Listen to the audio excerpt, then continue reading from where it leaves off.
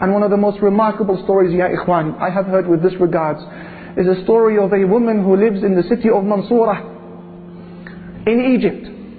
A lady who said that I came from a very poor family, and her husband was absent for one reason or another.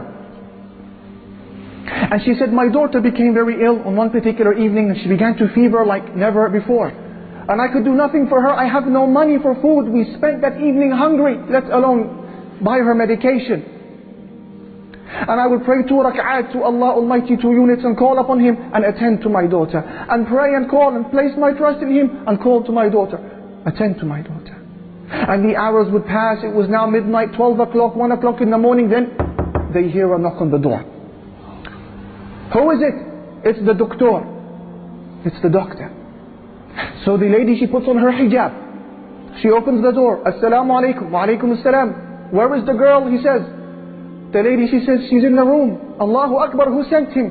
He comes into the room. He checks her, prescribes for her medication, and then leaves the house. And he says, payment please. Payment. And the woman began to cry.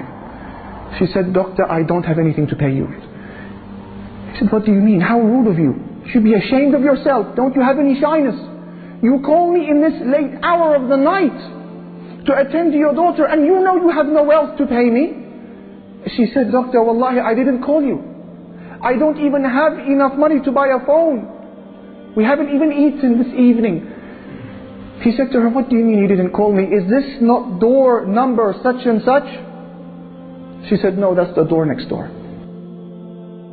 The doctor, he began to weep, because he understood that this was Allah who sent him their way. He said, please, let me go back inside. What is your story? Who are you? How did this happen? And she explained the story. He understood.